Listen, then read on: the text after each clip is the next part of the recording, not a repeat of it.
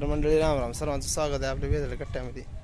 त्यानंतर झोप झाली माझी, आता दिवस माळा आहे.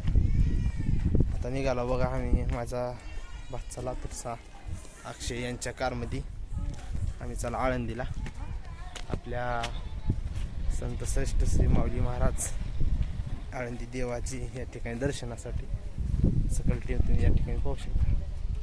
कार निघत आहे आणि इथून आता आम्ही माऊलीच्या दर्शनासाठी जाणार आहोत. चला जाऊ आपण.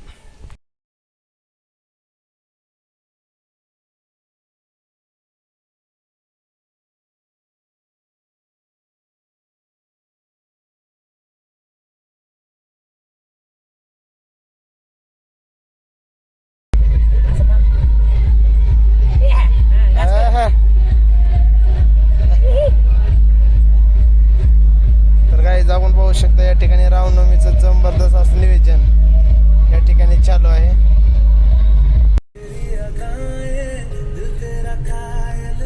तर मंडळी या ठिकाणी पाहू शकता आपण इंद्रायणीच्या नदीवर या ठिकाणी आलेलो आहोत.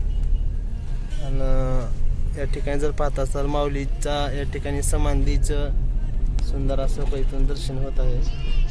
नावाचं सुंदर अशी इंद्रायणी आपल्याला या ठिकाणी दिसत आहे.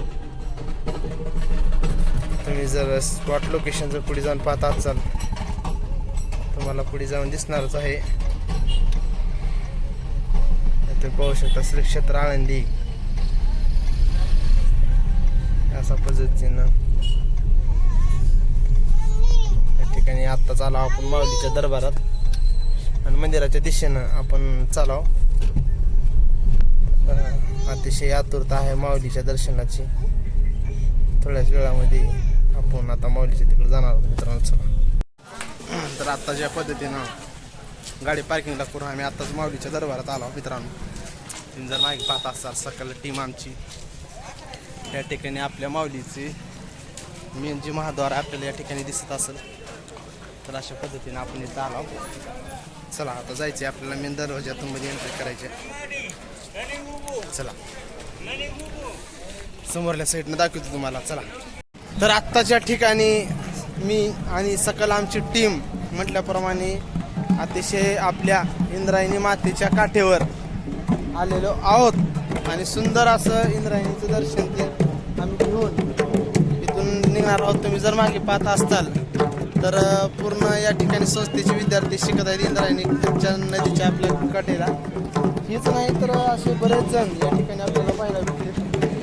इकडे पाहत असाल तुम्ही सकल टीम आपली म्हणजे वारकरी संप्रदायाचं पूर्ण या ठिकाणी सुंदर असं वादक तीन काय असतं माऊलीच्या या इंद्रायणीच्या तटेवर अतिशय सुंदर तालासुरामध्ये या ठिकाणी नाद होत असतो आणि सर्वजण शिकत असतात. तर आपल्याला अशा पद्धतीने आता सर्वांना या ठिकाणी साईडला सोडून आता आपल्याला मध्ये जायचं आहे मित्रांनो. चला थोड्याच वेळामध्ये आपण इकडे आता जायचं आहे.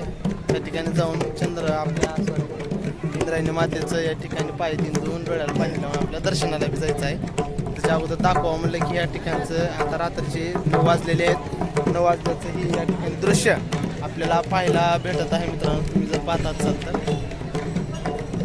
पाहायचं असेल तर तुम्ही पाहू शकता मागे असे भरपूर या ठिकाणी संस्था शिक्षण संस्था आहेत जे की इंद्रायणीच्या कडेला तर आपलं सुंदर असं वाद्य शिकत आहेत.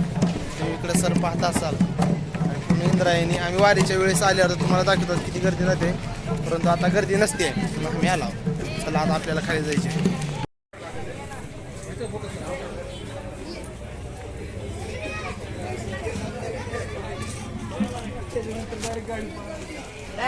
पाहू शकता माऊलीच्या अतिशय दरबारामध्ये आला मित्रांनो. आता इथून आता जायचं बघा आपल्याला मध्ये. चला तर मित्रांनो अशा पद्धतीनं या ठिकाणी आला बघा मध्ये. या ठिकाणी सुंदर आता मागे कल्पवृक्षाचं आपण दर्शन बी घेणार आहोत. त्या पद्धतीनं आता या ठिकाणी मागल्या साईडनं चालावं जिथून की मध्ये एंट्री आहे माऊलीच्या दर्शनासाठी जाणार आहोत. मंदिर उघडं आहे ह्याच्या गोष्ट चांगली गोष्ट आहे. तर आता थोड्याच वेळामध्ये इथं गेल्यानंतर दर्शन घेणार. माऊलीलाच्या दरबारात आलं की एक वेगळा आनंद त्या मनाला होत असतो. आणि अशाच पद्धतीने आता थोड्याच वेळामध्ये आपण या ठिकाणी जाणार आहोत. आणि गेल्याच्या नंतर लागलीच बघा दर्शनाच्या रांग पण तुम्ही या ठिकाणी पाहताच.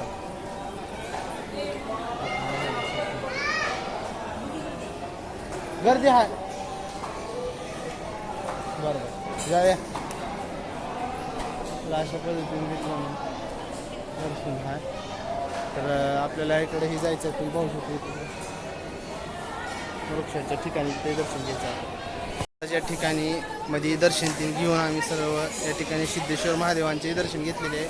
तसे या ठिकाणी वृक्षकल्प जे आहे तिथे दर्शन आम्ही घेतलेलं आहे. आणि आता माऊलीच्या वरी कळसाचं दर्शन घेऊन या ठिकाणी आम्ही सर्वजण बसला. तुम्ही पाहू शकता म्हणजे या ठिकाणी इकडून आम्ही प्रदक्षिणा कंप्लीट करून आता आपल्याला पुढचा प्रवास करायचे. आणि आपला हा जे छोटासा ब्लॉग आहे कसा वाटला काय नक्कीच सांगा आपल्या आळंदीचा. चला मित्रांनो राम.